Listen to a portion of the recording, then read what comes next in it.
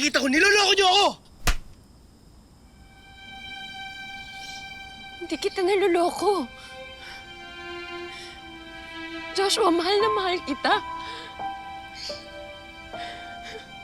Nung nalaman ko yung tungkol dyan sa sakit mo, hindi ako nagdalawang isip na ipaglaban ka sa pamilya ko, pati sa ibang tao. Alam mo yan. Mahal pati yung takot ko. Nilabanan ko kasi nga, ikaw na yung gusto ko makasama habang buhay. Mahal, handa na ako eh.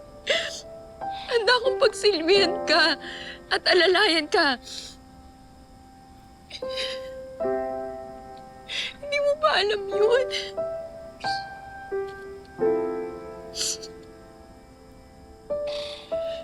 I'm sorry. I'm sorry, Mariel. Hindi ko naman kasi ginusto magkasakit ako eh. Sana wala na lang ako sa sakit.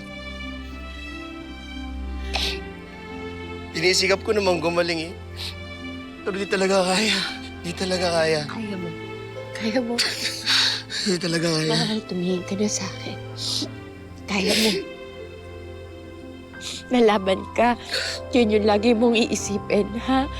Nalalaban ka para sa akin, sa pamilya mo, at sa mga bubuo nating pamilya. Lumaban ka, please, mahal. Please, lumaban ka. I'm so sorry. I'm sorry. Sorry. Ano yung mga napansin mo sa kanya? Ayun nga po, talagang may time po, apakadaldal po niya, Tita Mel. Okay. Tapos pag biglang, after namin, ang tagal magdaldal, biglang super baba ng energy niya. Parang biglang bumagsak yung energy. Tapos sabi ko, parang, yun pala yun. Hanggang sa siya na rin naman po nag-explain. Ina-explain niya po yung sarili niya, kaya ako nagkaganan kanina. So, talagang pong as time goes by, na-realize ko, ito pala yung sakit na bipolar disorder. So, talaga pong sabi ko, hindi pala talaga biro. Kasi usually po yung mga tao, ginagamit po nila yung term na, bipolar ka. Ganun. Yung pala po ay scientific, dapat po pala gagamitin ang term na bipolar disorder. Of course. Hindi po talaga siya biro. Ma'am, kamusta po? Kumain na ba kayo? Gusto niyo sabay na kayo sa amin? Nakita niyo ba si Joshua? Hindi ko pa nga nakikita yung nobyo mo at gusto ko sana siyang makausap kasi ilang araw na pala siyang nalilate sa klase niya at minsan absent pa. Po? Hindi mo alam? Hindi ba niya nababanggit sa'yo? Alam mo, Miss Mariel, napapansin ko na may kakaiba rin sa mga kinikilos niya the past few weeks.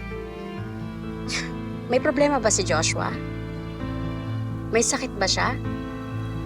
Ay, ma'am, si Sir Joshua po nandun. Excuse me po. Makinig kasi kayo lahat! Ba't di kayo nakikinig, ha? Ginagawa ko ito para sa inyo, para maging successful kayo! Ikaw, ano yan? Ano yan? Nangungopia ka?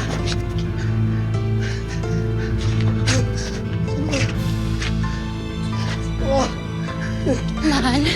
Mahal. Mukha pala, hindi siya ako. Ikaw, nasaan ang homework mo, ha?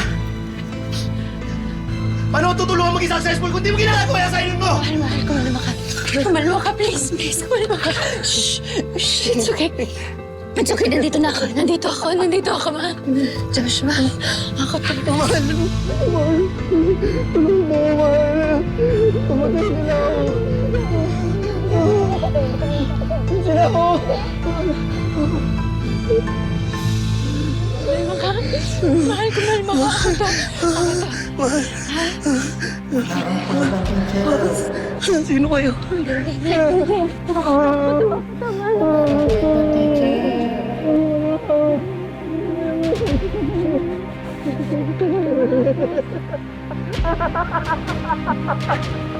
Tama.